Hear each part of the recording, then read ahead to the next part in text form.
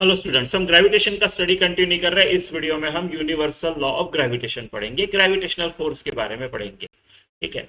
क्या है ये law? Every body in universe attracts every other body with a force which is proportional to product of their masses m1 m2 and inversely proportional to square of distance between them. कितना magnitude होता है, ये होता है formula. जी है, इसको बोलते हैं यूनिवर्सल ग्रेविटेशनल कांस्टेंट। ठीक है। वेक्टर फॉर्म में लिखना है तो क्या करो, इसको आप यूनिट वेक्टर से मल्टीप्लाई कर लो in the direction of force. ठीक है, तो ऐसा आ जाएगा। Right, unit vector is nothing but vector upon उसका मैग्नीट्यूड। तो मैग्नीट्यूड मैग्नीट्यूड स्क्वायर का क्यूब हो गया और ये वेक्टर यहाँ आ गया। ठीक है। देखो, कोई भी दो बॉडीज, रास्ते पे दो कार एक दूसरे के पास में है, या फिर दो ट्रक मान लो 1 मीटर दूर खड़े हैं एक दूसरे से, तो वो भी अट्रैक्ट करते होंगे एक दूसरे को। हाँ, करते हैं। हमको दिखता क्यों नहीं वो? अगर फोर्स है तो एक्सेलरेशन होना चाहिए न्यूटन का फर्स्ट लॉ के हिसाब से। दिखता क्यों नहीं है एक्सेलरेट होते हुए? क्योंकि बाकी फोर्सेस भी है ना। जैसे फॉर एग्जांपल वो दोनों ट्रक को अर्थ अपने तरफ खींच रही है ना, तो वो पकड़ के रख रही है। फिर फ्रिक्शन है। और ये फोर्स जो है, ये छोटे मोटे ऑब्जेक्ट्स, छोटे मोटे यानी ये दो ट्रक भी छोटे मोटे ही हो गए, है ना। छोटे मोटे ऑब्जेक्ट्स के लिए इतना उसका इफेक्ट नहीं दिखता है, उसका इफेक्ट दिखता है बड़े बड़े ऑब्जेक्ट्स, अर्थ, सन, अर्थ, सैटेलाइट, मून, प्लैनेट्स, उन सब में दिखता है। राइट। इस क्यों, किसकी वजह से? देखो, ये जी की वजह से। ये जो जी है ना, इसका वैल्यू होता है 6.67 इंटू 10⁻⁻11। अब कर लो आप, मान लो चलो दो ट्रक लेता हूं मैं, दो ट्रक लेता हूं।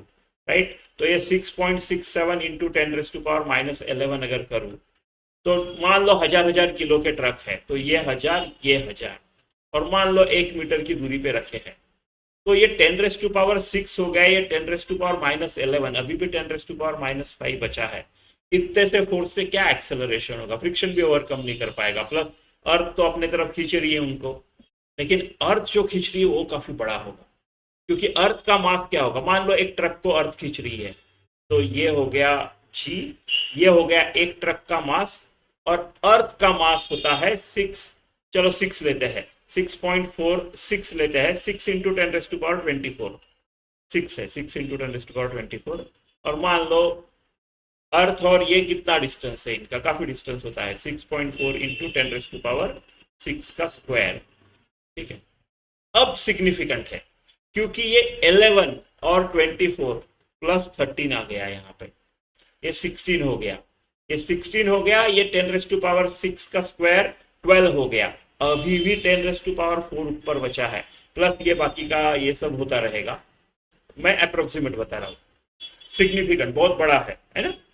ऐसा, ऐसा, ऐसा। ठीक है। तो छोटे मोटे ऑब्जेक्ट्स को नहीं दिखता है, लेकिन बड़े ऑब्जेक्ट्स के लिए सिग्निफिकेंट है। राइट। इवन ये मोबाइल और पेन, ये भी एक दूसरे की तरफ खींचे जा रहे हैं, लेकिन पता भी नहीं चलता क्योंकि वो फोर्स बहुत ही छोटा होगा, बहुत ही छोटा होगा। अब ये ट्रक, अर्थ को ट्रक खींच रही है, ये दूसरा वाला केस मैंने अर्थ को ट्रक खींच रही है उसका निकाला, ट्रक भी अर्थ को खींच रहा होगा। ये जो है ना, ये एक्शन रिएक्शन पेयर होता है।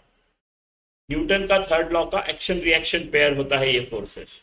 लेकिन फिर से F equal to m a, है ना। तो ट्रक का मास तो कम था, 1000 किलो ही था, तो F equal to m a में आपका ए काफी आ गया, 10 आ गया आपका। F equal to m a करोगे, और हमने F कितना निकाला? 10⁻4, ये 10⁻3, ए आपका काफी आ गया, 10 आ गया। बट, राइट, बट ट्रक जो अर्थ को खींच रहा है अपने तरफ, उसका ए कितना आएगा? बहुत ही छोटा आएगा। 10⁻4 is equal to 6 into 10⁻24 into acceleration. अब बोलो एक्सेलरेशन कितना आएगा? बहुत ही निग्लिजिबल आएगा, है ना। इसके लिए हमको अर्थ ट्रक के तरफ जाते हुए नहीं दिखती है, वो नोटिसेबल ही नहीं है। ऐसा, तो they form action reaction pairs. फिर ये सिर्फ अट्रैक्टिव होता है, they only attract, only attract. हम कुछ और फोर्सेस पढ़ेंगे, जैसे फॉर एग्जांपल इलेक्ट्रिक फोर्स, उसमें अट्रैक्ट भी होगा, रिपेल भी होगा, मैग्नेटिक अट्रैक्ट भी होगा, रिपेल भी होगा, लेकिन यहाँ पे सिर्फ अट्रैक्ट है, सिर्फ अट्रैक्ट है। ठीक है। ये सेंट्रल फोर्स है, मतलब दो बॉडीज का centre to centre, centre of gravity, centre of gravity पे, सेंटर ऑफ ग्रेविटी पे ग्रेविटेशनल फोर्स है, सेंटर ऑफ ग्रेविटी पे अप्लाई होता है। Centre to centre, centre of gravity of one mass to centre of gravity of another mass. ठीक है। इसका direction attractive है, यानी अगर बॉडी ए, ये बॉडी ए की वजह से बी को जो है ये पुल करेगा, ऐसा डायरेक्शन रहेगा टुवर्ड्स सेंटर ऑफ दिस, इसको बोलेंगे हम gravitational force on B by A, ऐसा ऐसा, and which will be equal to this, right, which will be equal to this, क्योंकि जी m1 m2 दोनों है, m1 m2 दोनों है ना, इक्वल है ना दोनों फोर्सेस। ये F on A by B, ये दोनों का मैग्नीट्यूड सेम है, G m1 m2 ma mb upon उनके बीच का डिस्टेंस का स्क्वायर। ठीक है, तो डायरेक्शन उनकी ऐसी है टुवर्ड्स सेंटर, अट्रैक्टिव है, सेंट्रल फोर्सेस है, towards centre of gravity, conservative force है ये। ठीक है, कंजर्वेटिव फोर्स का क्या है, राइट, कंजर्वेटिव फोर्स में आपका जो वर्क डन है it does not depend on path, अगर आप पूरा गोल चक्कर मार के आ गए तो जीरो होगा। कंजर्वेटिव फोर्सेस में आपका लॉस नहीं हो एनर्जी का, है ना, अगर आपका मैकेनिकल एनर्जी कंजर्व होगी, उसमें आपका पोटेंशियल एनर्जी अगर कम हुआ है तो उसके बदले में काइनेटिक एनर्जी बढ़ेगा, काइनेटिक एनर्जी कम हुआ है तो उसके बदले में पोटेंशियल एनर्जी बढ़ेगा, आपका मैकेनिकल एनर्जी कंजर्व होगा कंजर्वेटिव फोर्सेस में, राइट, कंजर्व होगा, आपका work done will not depend on path, there will be no loss of energy. ठीक है, मीडियम का कोई फर्क नहीं पड़ता, ये दो मासेस पानी के अंदर रखो या हवा में रखो, वैक्यूम में रखो, वो अपना काम करेंगी, फोर्स एक्सर्ट होगा ही, एक्शन रिएक्शन पेयर होते हैं न्यूटन के थर्ड लॉ वाले। अच्छा, अगर आपका स्पीयर है, स्पेरिकल शेल है या सॉलिड स्पीयर है ऐसा, राइट, इस स्पीयर की वजह से, इस स्पीयर की वजह से अगर आपका पॉइंट आउटसाइड है या सरफेस पे है, बाहर है, यहां पे कितना फोर्स होगा, अगर ये फोर्स कैलकुलेट करना है मेरे को ड्यू टू स्पीयर, तो मैं अज्यूम कर सकता हूं कि वो स्पीयर या स्पेरिकल शेल का पूरा मास कॉन्सेंट्रेटेड एट सेंटर है, और फिर ये सेंटर से लेके ये डिस्टेंस का आर हो जाएगा m1 m2 ऐसा, जी m1 m2 upon r square. ठीक है, अंदर नहीं, अगर पॉइंट अंदर है तो आप ऐसा नहीं कर सकते, बाहर होना चाहिए, जहां पे फोर्स कैलकुलेट करना है वो पॉइंट बाहर होना चाहिए, सरफेस पे भी चलेगा। ठीक है, ऐसा कुछ एग्जांपल्स देखते हैं, उससे पता चलेगा अच्छे से। चलो ये क्वेश्चन देखते हैं, metal wire of uniform mass density having length L and mass m is bent to form a semi circular arc and particle of mass m is placed at the centre of the arc, the gravitational force on the particle by the wire is, मेरे पास एक wire था, मैंने उसका ऐसा एक semi circle बना दिया और सेंटर पे, सेंटर ऑफ आर्क पे मैंने रख दिया एक मास m, इस मास m को ये आर्क की वजह से कितना फोर्स लगेगा ये हमको निकालना है ऐसे। ठीक है, तो इंटीग्रेशन से सॉल्व करेंगे, राइट, इधर का मास इसको इधर खींचेगा ऐसा, इधर का मास इधर खींचेगा ऐसा, इधर का ऐसे, सबके एडिशन करनी है, कितना फोर्स लगेगा उसका ऐसे कुछ करना है हमको, इंटीग्रेशन से सॉल्व करेंगे। ठीक है, ये मान लो, तो वही टिपिकल मैं यहां से एक एंगल थीटा लेता हूं, ठीक है, और एक छोटा सा डी थीटा लेता हूं। ठीक है, इस छोटे से मास एलिमेंट, राइट, डीएम के लिए कितना फोर्स होगा, ये जो डीएम है ये इस एम के ऊपर कितना फोर्स एक्सर्ट करेगा वो निकालेंगे, और फिर इंटीग्रेशन करके, कैसा इंटीग्रेशन करके, थीटा इक्वल टू 0 से लेके थीटा इक्वल टू पाई, ऐसा इंटीग्रेशन करके पूरी रिंग, पूरा सेमी सर्कल कवर कर लेंगे, एडिशन करेंगे। ठीक है, तो इसका मान लो इसकी रेडियस आर है, तो ये जो लेंथ है वो आर डी थीटा होगा। ठीक है, तो एक छोटे से का इस डी एफ निकालूंगा मैं, और उसको बाद में इंटीग्रेट करेंगे, तो डी एफ क्या होगा, डी एफ है, ये जो छोटा डीएम है इसने इस एम को कितने फोर्स से खींचा है, G m d m, G m1 m2 upon r square, इतना होगा। ठीक है, डीएम कितना होगा, d m mass per unit length into length r d theta. ठीक है, बाद में हमको एल के टर्म्स में पूछा है, आर भी निकालना पड़ेगा, तो मैं अभी ठीक है अभी के लिए रहने देते, बाद में करेंगे। ठीक है, तो ये डी एफ क्या होगा मेरा, ये होगा जी एम, डी एम की जगह लिखता हूं मैं, कैपिटल एम है ये स्मॉल एम है, राइट, आर डी थीटा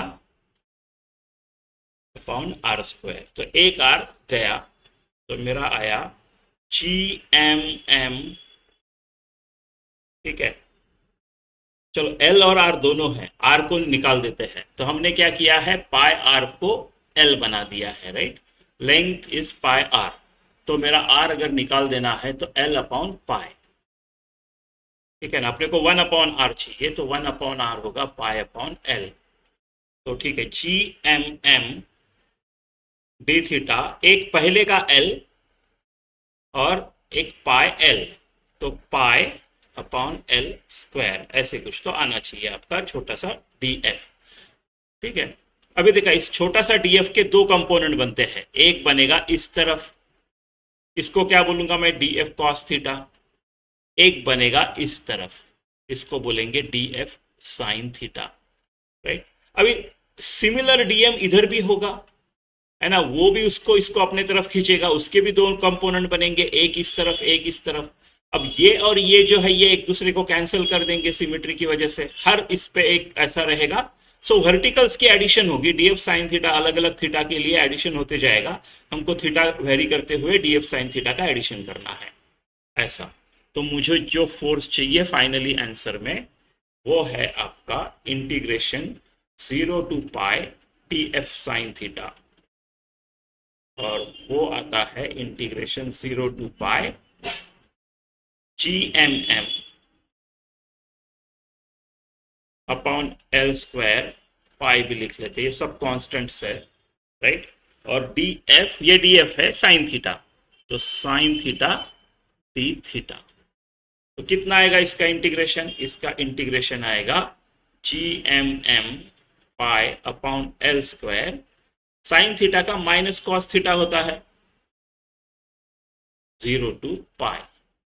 तो ये आपका जो फोर्स आया आंसर, ये है G M M pi upon L square, right, minus cos pi -1, cos pi -1 होता है, माइनस माइनस प्लस 1 हो गया, minus minus cos 0, minus minus plus 1 हो गया, तो ये 2 आ गया, 2 आ गया। तो आपका जो आंसर है वो आता है, ये 2 आ गया, so 2 G M M pi upon L square, option चौथा। चलो ये क्वेश्चन देखते हैं, 4 identical particles of mass m are kept at 4 corners of a square. If gravitational force exerted on one of the masses by other masses is 1 plus 2 root 2 by 32 into gm square by l square, तो length of side of square कितनी है। तो situation कुछ ऐसी है, अपने पास एक square है और उसके 4 कॉर्नर पे 4 मासेस रखे हैं, सबका मास m है, ठीक है, ऐसे मासेस रखे हुए हैं। किसी एक पे बाकी तीनों की वजह से जो ग्रेविटेशनल फोर्स है वो इतना है, इस स्क्वायर की साइड क्या है, मान लो इस स्क्वायर की साइड ए है, ए इन टर्म्स ऑफ एल निकालना है।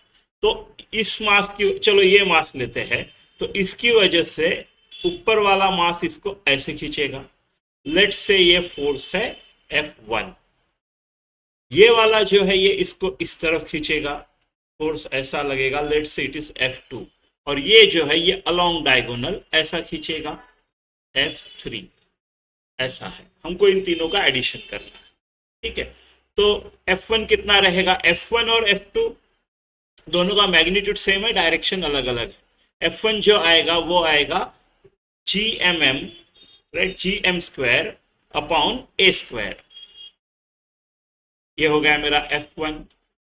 मैग्नीट्यूड ऑफ F2 भी इतना ही रहेगा, सेम, डायरेक्शंस अलग है।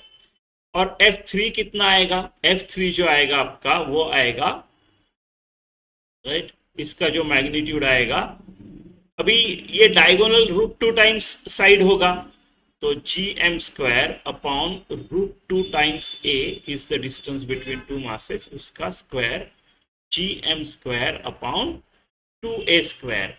यानी अगर मैं इनको f बोलूं तो ये f/2 हो गया, right, a square 2a square f/2 हो गया। अब इनकी एडिशन करते हैं, तो F1 प्लस F2 जो आएगा, F1 प्लस F2 जो आएगा उसकी जो डायरेक्शन होगी वो भी इसी के अलोंग होगी, है ना, क्योंकि डायगोनल 45 45 करेगा, बाइसेक्टर से जाएगा, दोनों इक्वल है ना, ऐसे आएगा, इसके अलोंग आएगा, यानी मैं नॉर्मल एडिशन कर सकता हूँ। एक बार F1 और F2 अगर निकाल दो इसका मैग्नीट्यूड, तो उसको F3 के साथ नॉर्मल प्लेन एडिशन कर सकता हूँ, क्योंकि कॉस जीरो है, उनके बीच का एंगल जीरो है, राइट। तुमको पता है, अगर एक लाइन में है तो कर सकते हैं। ठीक है, तो कितना आएगा इसका, मैंने मान लिया था कि ये F है इसका मैग्नीट्यूड, तो F square plus F square, right. इनके बीच में एंगल 90 है, तो cos 90 नहीं लिखता हूं मैं बाकी का, F√2 इतना हो गया। और ये F/2 है, तो F√2 प्लस F/2, ये हो गया मेरा टोटल फोर्स। F डैश पकड़ लो, ये इतना हो गया, तो F कॉमन निकाल लो, √2 प्लस 1/2, यानी F क्या है मेरा, GM square upon A square into 1 plus 2√2 हो जाएगा ये, अपॉन 2। अब इसको मुझे कंपेयर करना है इस चीज के साथ, और side in terms of A निकालना है। ठीक है, तो GM square upon A square 1 plus 2√2 by 2 is equal to 1 plus 2√2 by 32 GM square upon L square. GM square गया, 1 प्लस 2√2 गया, मुझे आया 2 और 16 बचे, तो मुझे आया A square is equal to 16L square, यानी A कितना हो गया, 4L। Option B, side of square is 4L। चलो ये क्वेश्चन देखते हैं। Two identical particles of mass m go round circle of radius a under the action of mutual gravitational attraction, the angular speed क्या रहेगी। तो देखो, ये ऐसे सर्कल में आपके दो पार्टिकल जा रहे हैं, तो ये दो पार्टिकल ऐसे रहने पड़ेंगे, राइट, क्योंकि ये जो सर्कुलर मोशन के लिए जो सेंट्रीपिटल फोर्स लगता है, मान लो ये ऐसा सर्कुलर मोशन कर रहे हैं, इसके लिए जो सेंट्रीपिटल फोर्स लगता है वो कौन प्रोवाइड करेगा, ग्रेविटेशनल फोर्स। तो ग्रेविटेशनल फोर्स तो line will be along line joining this two masses, और gravitation centripetal force is always towards centre, यानी इसी डायरेक्शन में होना पड़ेगा इसको। अगर मैं इस पार्टिकल के ऊपर पकड़ूं तो इस डायरेक्शन में होना पड़ेगा, तो ये ऐसे रहने पड़ेंगे, राइट। इधर होगा तो वो उस तरफ फोर्स हो जाएगा, it will not be along the centre, it won't be centripetal force. तो ऐसा सिचुएशन होना चाहिए, तो बस इससे फोर्स निकालते हैं, that force provides, so gravitational force will provide centripetal force, और it will balance centrifugal force. इससे अपने को ओमेगा मिल जाएगा, एंगुलर स्पीड ओमेगा है आपका, है ना, वो मिल जाएगा। तो ग्रेविटेशनल फोर्स कितना होगा, G m1 m2 यानी m स्क्वायर अपॉन, दोनों के बीच में डिस्टेंस क्या है, 2 टाइम्स रेडियस है ना, 2a है, डायमीटर है, तो 2a का स्क्वायर, ये हो गया gravitational force, is equal to mr ma है इसकी रेडियस, ma ओमेगा स्क्वायर।